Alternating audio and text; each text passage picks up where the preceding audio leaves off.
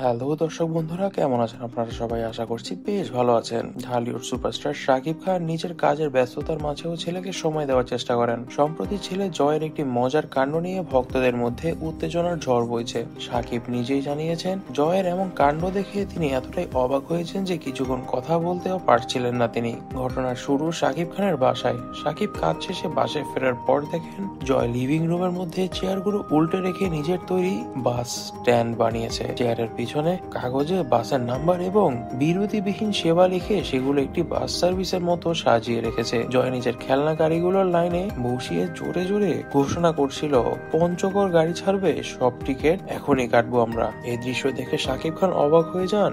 মজার ব্যাপার হলো, শাকিব খান একটানা জয়কে কিছুক্ষণ লক্ষ্য করেন এবং পরে তাকে জিজ্ঞেস করেন, তুমি এটা শিখলে কোথায়? উত্তরে জবাবের কথা ছিল, টিভি দেখে আর তোমার ছবির ডায়লগ শুনে। এই মুহূর্তটি শাকিবের পরিবারের জন্য একটি গুরুত্বপূর্ণ মুহূর্ত ছিল এবং তার পরিবারের এক সদস্য এই মুহূর্তটিকে ক্যামেরায় বন্দি করে নিয়ে পরবর্তীতে সোশ্যাল মিডিয়ায় ভাইরাল করে দেন এই ভিডিও বার্তাটি। ভিডিওটি এখনো নামানো হয়নি সোশ্যাল মিডিয়া থেকে। কেউ কেউ মন্তব্য করছেন, ভাবার মতো ছেলের নতুন কাণ্ড দেখাচ্ছে। আরেকজন লিখেছেন, জয় একদিন বড় হয়ে অনেক বড় অভিনেতা হবে এবং এই কাজটি এখন সেটিরই প্রতিফলন। ভিডিওটি নিয়ে শাকিব খান বলেন, আমার সন্তানের প্রতিটি মুহূর্তই আমার জন্য বিশেষ। জয় আমাকে প্রতিদিন অবাক করে। বাবা হিসেবে আমি গর্বিত, কারণ সে শুধু খেলছে না, সঙ্গে সঙ্গে কিছু শেখার চেষ্টাও করছে।